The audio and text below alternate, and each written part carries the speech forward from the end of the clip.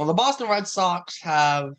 Well, we'll know the results of the Yankees series by the time this video goes up tomorrow. Today, obviously, we are recording this on Sunday, day before, so we don't know if the Red Sox are winning the series against the Yankees. We don't know that. However, there was an interesting scenario regarding Xander Bogaerts after Saturday night's game, where Bogaerts supposedly left before the media could even talk to him, and he left the clubhouse before any media was there. And it brings up some questions about this Red Sox team and this year's Red Sox team at post-trade deadline. Are guys really there? Are guys think they actually have a chance? Have guys given up hope with this team? We're going to try and figure out, get through all the headline and try and figure out, okay, what the heck is actually happening with the 2022 Red Sox post-trade deadline. My name is Derek. I'm here with Joey. You're watching Bleacher Brawls, and let's get straight into this. Obviously, like I said, Bogaerts ducking media last night doesn't look good, especially after making the final out of the game, and he was not look happy last night. Obviously, he had that pickoff play where he got picked off a second by Chapman, which some might say it's a balk. But still, you still got picked off. I'm going to go Joey. Kind of thoughts on Xander Bogaerts and the fact that, yeah, Story got lambasted for ducking media early in this year, and Bogaerts, just goes under the radar. Bogaerts is checked out. He's checked out mentally. He's worrying about his free agency deal right now, and it's affecting his play. I understand that Bogaerts has built up a lot of credit with this fan base, so I am more willing to give him rope than I was with Story, who was a new player. But at least Story had an excuse that he was going and practicing hitting. I haven't heard any excuse from Bogaerts, and it's because he probably doesn't feel the need to give that sort of excuse to the fan base. He doesn't think he owes us anything. I think JD's done with the league. Xander's done with this team, and I think the Red Sox are done for this season.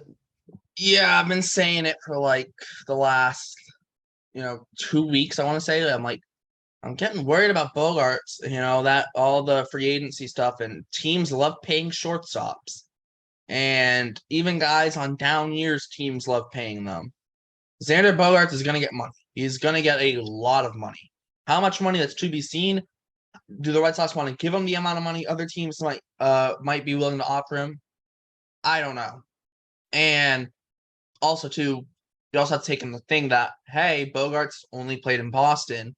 If he leaves, sometimes that can get tough on the player near the end of the season, especially if they think that they are leaving. Obviously, Bogaerts doesn't have his best friend in Vasquez there anymore. But here's the thing I do want to bring up, though. Bogaerts has been kind of critical of the front office since the deadline, and it feels like Bogaerts doesn't feel that the team wants to go for it. The front office wants to go for it. However, when I read into what Chaim Bloom's saying and look at what Chaim Bloom's saying, it's like, no, we want to go for it, but you guys haven't given us anything to go off that says that we're worthy of going. You guys are worthy of pushing the chips in and going for it, especially after that rough July. And he's like, I'm giving you an extra chance with, bringing in Hosmer and Pham and Reese McGuire, but I can't to keep Vasquez when we really like the prospects for getting back for him. He didn't trade away, Martinez, Eovaldi, all these guys. He still kept most of the guys. He only traded away one guy, and he brought in three. And those three are playing very well. So it brings up the question of, it seems like the new guys that Chaim's brought in, and especially in Hosmer and Pham being veteran guys, it seems like they're kind of almost sparking a little bit of a light within the team. And you see, like, Verdugo's been playing well. Obviously, Pham and Hosmer have been playing well. Reese McGuire's been playing well. Arroyo's been playing well. And even guys like Cutter Crawford has stepped up in recent weeks. Winkowski's stepped up. John Schreiber, obviously, this whole season since he's been up in the big leagues. It feels like the guys who are the supporting cast have stepped up, but the top guys haven't been there to push the team over the top. And realistically, it's supposed to be the supporting guys pushing the team over the top, not the top guys. Yeah, I totally agree. A lot of the guys on this team, I think, are just checked out. The only people I think that are playing are people that see a future in Boston next year. JD's a free agent, Xander's a free agent, and then the ones that are both really, really selling the bag this season. Fam has been excellent. He's a new addition. There's a lot of guys like him that are fighting for starting spots next year that are big producing, right? Because they have something to play for. The guys that have nothing to play for are failing again. And it seems like Chaim Bloom's plan to compete and sell at the same time didn't work. And we're going to be in a losing season this year, and we're going to be regressing from last year. Yeah, I said this last night. I was thinking about it. I'm like, last year's team kind of overperformed, and whether or not Chaim Bloom couldn't get a piece to come in to help the team in the offseason, like an extra piece. I know Tommy Pham was rumored now. He's here, obviously. But it feels like it's almost like we're re-rolling the dice with the 2021 team.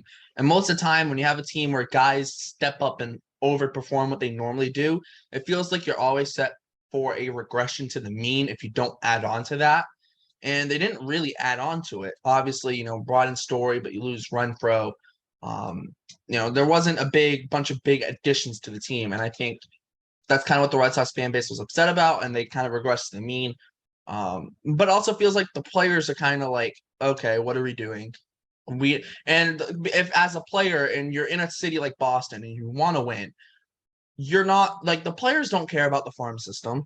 They don't. Also, too, you know why they don't care about it? Because those guys are going to be taking their jobs and they don't want their jobs to be taken. So from a player standpoint, yeah, trade away all the prospects. What the heck do I care? I want to win. And that's kind of where Chaim Bloom sitting in that front office is going.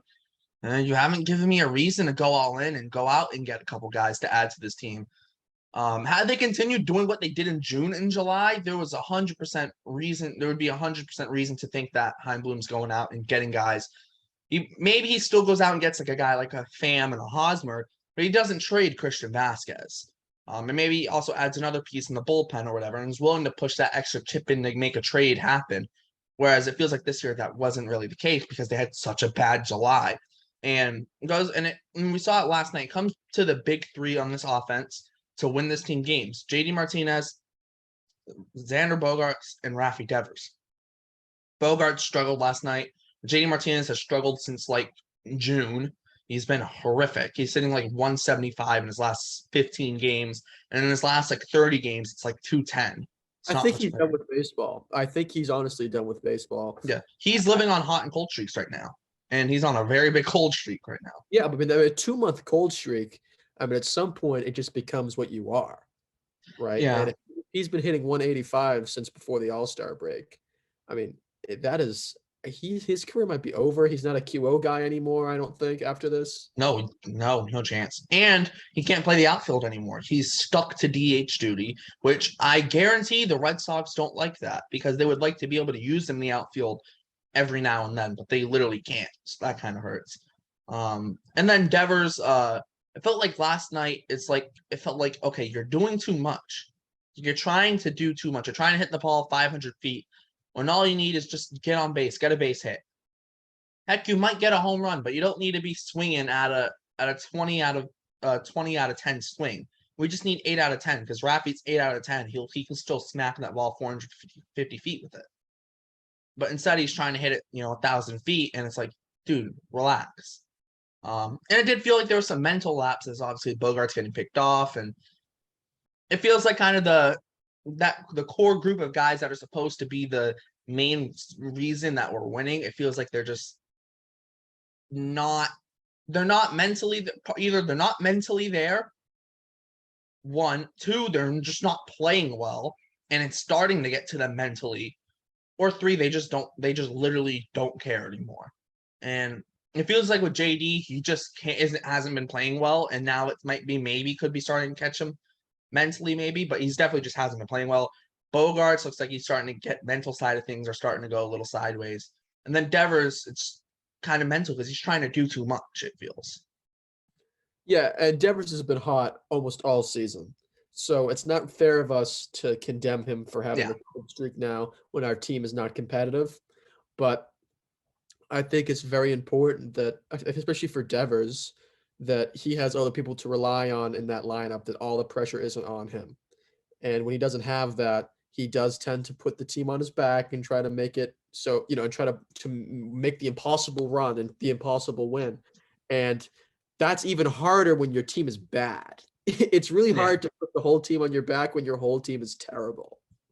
Yeah, it feels like he was trying to hit a 5-run home run last night. That's what it felt like.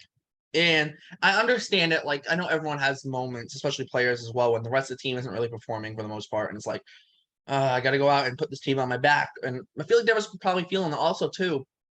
Everyone was talking about how Xander Bogaerts is the leader of the team. Obviously, it was Christian Vasquez, right? After the trade deadline, I think we can both agree that leader was Christian Vasquez. Now that it seems like Bogey's in a leadership role, I don't know what the heck's going on, but it feels like he's a little out of it. Maybe it's his free agency, but I go to the free agency thing and go, you got a player option. You're guaranteed $80 million over the next 4 years at a minimum. Go play. Go out and give 100%, because if you don't play well, you're not going to get much more than that per year. You're not going to get more than that 20 million per year. You might get 25 million, but like, the difference between 20 and 25 million for a guy who's been in the league for as long as Bogaerts is, it's not like a crazy difference. If it was a 20 to 30 to 35 million, that's a massive difference. So I don't know. Maybe the contract stuff's getting to Bogaerts, but I do want to move the conversation over to the guys like Tommy Pham, Eric Hosmer, Reese McGuire, and also guys like Alex Verdugo and all the other guys who have been stepping up recently. The fact that these guys are stepping up in a seemingly rough situation, I mean, that's got to be at least a positive to pull from all of this, right? Heim's new additions, I think, have worked out. It's just they were too little and they were too late. Yeah. I think Heim really, if we had gotten these guys in maybe June, right, then they would have made a huge difference. You would have won a lot more ball games. We'd be in a better position. But these guys just don't add enough, which is fine. I mean, they're outperforming what they're expected to do, but they just don't add enough to make this team a winning ball club. And I don't think much things could add to this team to make it a winning ball club at this point. Yeah, it's also too, I think the pushing back of the amateur draft has killed any traction on pre-July trades or even early July trades, because how it was, the draft was in early to mid-June, like the third week of June at the latest. And after the draft was done and everyone got that settled, they go straight into trade talks and try and figure out trades. And you could see trades get done at the end of June or the beginning of July. Now that the draft's in the middle of July, this year I think it was like July 19th or 20th, you're giving these GMs, these front offices, yes, they're like kind of talking trades, but the main focus is the draft, because like you need to try and get that right. You can't just totally whip on everything. Those prospects are going to be huge for your franchise, whether it means developing them and having them as MLB players, trading them to get MLB players, proven MLB players, or whatever. They're going to be important to your franchise, your organization. You need them. And so teams don't want to mess up the draft. So they're going to make sure their front offices are going to focus 100% on that. And what it did is, what it seems like it's done over the last 2 years is it's pushed back trade talks for almost a month, if not longer. And this year, trade talks probably didn't really start getting in depth until like a few days after the draft. And then you're already at like July 23rd, 24th, 25th. Now these now these front offices, they only have a week to make trades, and that's not a lot of time at all.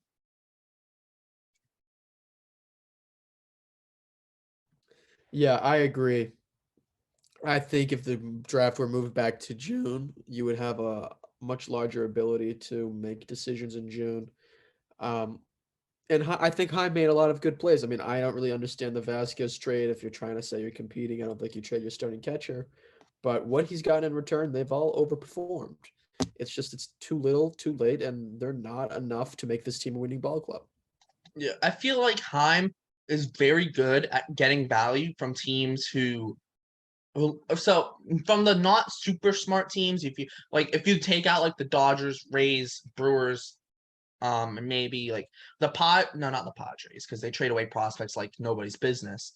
I don't know, but you take out like the very elite teams of baseball thinking. Hines very good at getting value. Look at the Jake Diekman for Reese McGuire deal. That's amazing value for the Red Sox. Amazing value. The Christian Vasquez trade, the process they got back for Vasquez, whether you think trading with Vasquez is good or bad, right or wrong, whatever, the value they got back was definitely worth it. It was definitely more than worth it for Christian Vasquez, value-wise, on a strictly value basis. The Tommy Pham deal, you're getting the guy in Tommy Pham who might even be on the roster next year with a mutual option, and you're giving up essentially nothing. Future considerations, or it's a player to be named later, or player to be named later, or cash considerations. Essentially, not much. Normally, that amounts to nothing. He's very good at getting the Eric Hosmer deal. Got very good value in that deal. So I feel he is good at getting value, but when you look at teams like the Rays or the Dodgers or the Brewers and their front offices, he missed on with the Brewers on the Hunter Renfroe deal. Even at least at the big league level, he missed on the deal. I'm still hopeful on the prospects, but he missed on the major league level with that deal. With the Tampa Bay Rays, even a small trade like trading Jeffrey Springs and Chris Mazza to the Rays, I think that was the deal they got Ronaldo Hernandez back in that deal. But Springs has been great for Tampa this year. He's been great on the mound for Tampa this year. There's like, so it's trades like that where it's like Heim. I feel like Heim can get good value from other teams, like these, especially teams that, like they're not super smart organizations, but the teams that are very smart, it feels like they're right up there on them, and he can't really just kind of fleece them, which made me make sense. It's why they're the smartest teams in the big leagues, and it feels like every time Heim's gone to make a deal with those teams, like with the Renfroe deal, the big leagues level hasn't worked. Ray's deal has not really worked. Other deals are still yet to be seen, but like the Phillies deal, getting Nick Pivetta, like they fleeced them there pretty much. So it feels like they're kind of, it's almost like Heim's trying to play 3D chess and everyone else is just playing hopscotch. That's what it is. And sometimes you don't need to be that many levels ahead of everyone. If everyone's playing hopscotch, you just got to be playing, I don't know, jump rope, doing jump rope or something. I don't know. But the point I'm getting at, sometimes it's almost an overthinking of things. Almost at times it feels. The deadline, I totally understand why he did what he did, especially from a value standpoint. But from a clubhouse standpoint, yeah, that's definitely a very rough trade deadline, considering that that the Red Sox front office wasn't even in Houston to explain it to the players. So that makes it rough on the team. And I think I think what's happening is the players have lost trust with the front office. And the front office is going to need to regain that trust this offseason. He's like Bogarts, Martinez, Evaldi, all those guys. And I don't think Devers yet, but who knows? All the kind of the true veterans that aren't new to the team, they've lost trust with the front office, and the front office is going to need to gain the trust with the younger guys on the team to move forward. And I think that's massive. All right. Any final thoughts before I wrap this thing up? No, other than enjoy watching September call up Tristan Casas very soon. That could be an option. We'll see. And they'll DFA JD Martinez, because why not? No, they won't. They definitely won't do that. But yeah, that's gonna wrap this up. Hopefully, you'll be seeing this on Monday, August 15th. So hopefully the Red Sox will have won a series against the AL East. That's more than a one-game series, and beating the Yankees on Sunday Night Baseball. Hopefully that happens. Make sure to check out all the links in the description. Bleacher Brawls website, podcast, Instagram, Twitter, and all the crew's Twitters. Make sure to like, subscribe, hit the notification bell so you know when we upload. Thanks for tuning in for Bleacher Brawls. My name is Derek. I'm here with Joey, and we'll see you next time.